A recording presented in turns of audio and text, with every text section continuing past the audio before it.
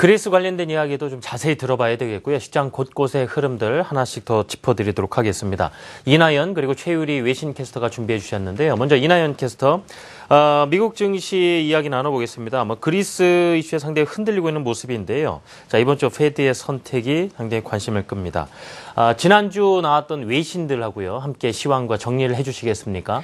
네, 지난주 금요일 뉴욕 증시 그리스 우려가 심화되면서 일제히 하락 마감했습니다. 다우지수가 100포인트 넘게 하락하는 모습을 연출했고요. 17,898포인트의 장을 마감했습니다. 나스닥 지수 0.62% 하락 마감했고요. S&P 500 지수도 0.7% 내림세를 보이면서 2,094레벨에서 장을 마감했습니다. 또 다우 하루 동안 흐름 체크해 보셔야겠죠. 이날 금요일 뉴욕 증시 그리스 소식에 좌지우지되는 모습을 보였습니다. 특히 금융 시장에서는 그리스가 EU 채권단 측에 맞대응 제안을 제출한 것으로 알려지면서 우려가 더 가중됐는데요. 하지만 어제 열린 회의에서도 결국 45분 만에 타결하지 못하고 협상이 종료되면서 더 우려가 심화됐습니다. 이제 많은 전문가들은 오는 18일 열릴 룩셈부르크 회의가 그리스에 주어지는 마지막 기회가 될 것이다라고 경고하고 있습니다. 그리고 지난주 발표된 미국 경제지표들 대부분 호조를 보였습니다. 특히 미국 페드가 이 경제지표가 여부에 따라서 기준금리를 인상할 것이다 라고 하기 때문에 경제지표 매우 중요하다라고 할 수 있겠는데요. 특히나 옐런 의장의 연내금리 인상 발언 이후에 묘하게도 발표되는 지표들 모두 호조를 보이고 있습니다. 5월 소매 판매가 1.2% 증가하면서 석 달째 증가세를 이어갔고요. 또한 지난주 신규 실업수당 청구 건수도 14주 연속 30만 건을 하회했습니다. 또 금요일 날 발표된 두 가지 지표들 모두 호조였습니다. 5월 PPI 생산자 물가지수가 2년 6개월 최대폭으로 상승하면서 9월 금리 인상 가능성을 더 높이는 모습이었고요. 또한 6월 미시간대 소비자 심리지수 예비치도 좋은 결과를 나타냈습니다. 이제 S&P 500 주간 기준으로 살펴보시죠. 이날 대부분 별 변화 없이 보합권에서 머무르는 모습입니다. S&P 500 지수의 주간 변동률 최근 7주째 1%를 넘지 못하고 있는데요. 주간 기준으로는 1993년 이후 가장 긴 시간 동안 제자리 걸음을 하고 있는 것이다라고 CNBC는 분석하고 있었습니다. 이번 주 그리고 FOMC 회의가 예정되어 있는데 그중에서 살펴봐야 할 것이 바로 고용지표죠. 이에 관한 뉴스가 하나 있어서 가져왔습니다. 블룸버그에서 나온 뉴스인데요. 페드가 완전 고용률을 4.3%까지 낮춰잡을 수도 있다라는 것입니다.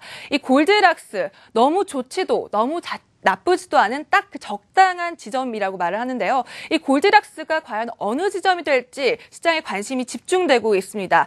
지난 3월 FOMC에서는 이 자연 실업률 목표치를 5.0%에서 5.2% 사이로 봤는데요. 지난 5월 달 미국 실업률은 5.5%, 0.1%포인트 높아졌지만 여전히 이 페드의 목표치에 다가가고 있는 모습을 보이고 있습니다.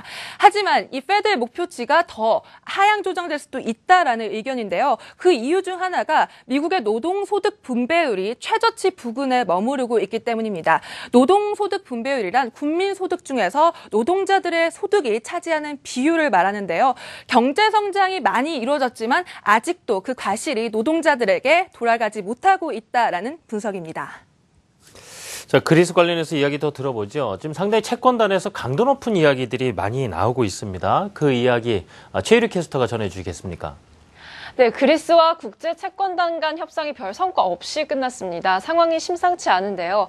먼저 그리스 협상과 관련된 독일 경제장관의 인터뷰 내용, 로이터 통신 영상을 통해 확인하시죠. Ich habe nach wie vor die Hoffnung, dass in diesen zugegebenen letzten Tagen die Vernunft siegt.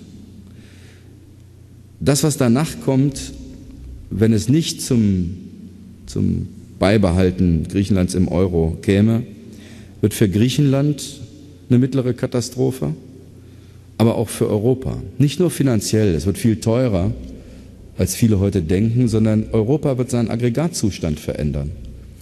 Grexit heute, Brexit morgen, die Debatten um Katalonien und andere. Wir sind ein bisschen in Gefahr zu unterschätzen, wie mühsam es war, für unsere Eltern und Großeltern dieses Europa zu formen.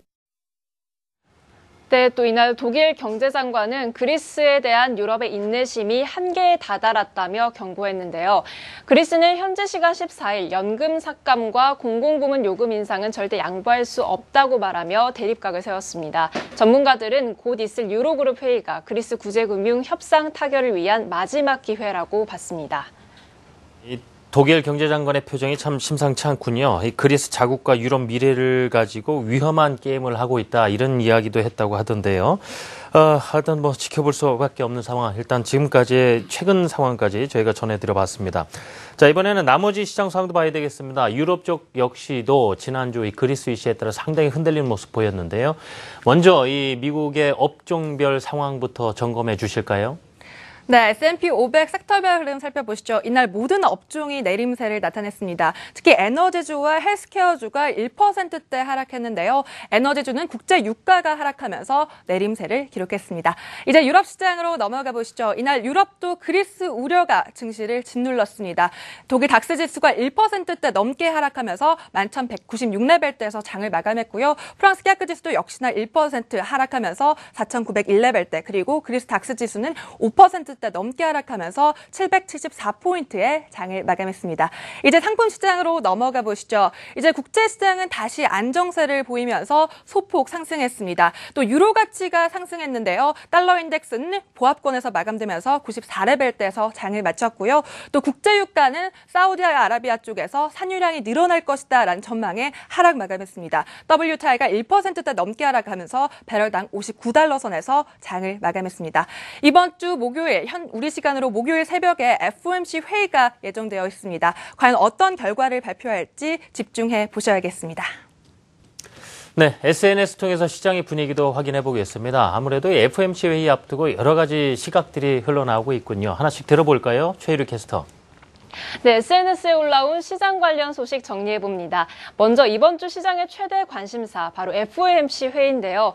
마켓와치가 이번 주 열리는 FOMC 회의 이후 금리 인상까지 4번의 회의가 남았다는 트윗을 올렸습니다.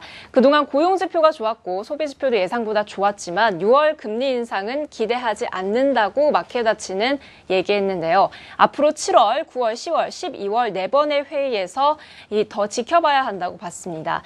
또 이 금리 인상 시기에 대해 얘기하기보다는 좀 더 객관적인 지표에 주목해야 할 필요가 있다고 말했는데요. FOMC 회의 후 FOMC 위원들이 경기 전망과 금리 전망치인 닷플랫, 점도표를 공개합니다. 이 금융기업 MFR은 시장에 떠도는 얘기보다는 이 점도표에 주목해야 한다고 말했는데요. 지금 보시는 그림은 모건 스탠리에서 예측한 연준의 6월 닷플랫입니다. 연준 위원들은 올해 금리가 0.625%까지 올라갈 것으로 봤습니다.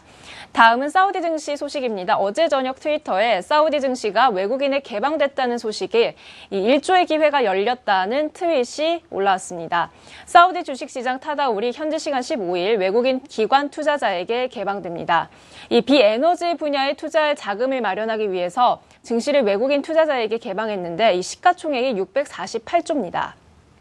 2년 후 MSCI 지수 편입이 되면 사우디 증시는 세계에서 7번째로 가장 큰 신흥시장이 됩니다.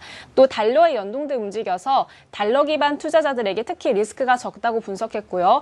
이번 개방으로 500억 달러 규모 자금이 들어갈 것으로 전문가들은 전망했습니다. 마지막으로 기업 소식입니다. 3시간 전 비즈니스 인사이더가 알리바바가 온라인 영상 제공 서비스를 준비 중이라고 트윗했습니다. 미국의 넷플릭스처럼 중국판 넷플릭스를 만들겠다는 건데 알리바바가 런칭하는 서비스 명칭은 TVO, 티몰 박스 오피스로 중국 그리고 해외에서 생산하는 콘텐츠를 인터넷으로 볼 수 있는 서비스를 제공합니다. 이 자체 드라마 제작도 함께 제작해서 중국 홈 엔터테인먼트 시장을 점령하겠다는 포부를 밝혔습니다. 또 알리바바는 이 가입자들에게 시리즈를 단위로 내면 돈을 내면 10%를 할인해주는 등 다양한 요금 제도를 준비 중이라고 밝혔는데요. 중국 엔터테인먼트 시장 치열해지는 모습입니다.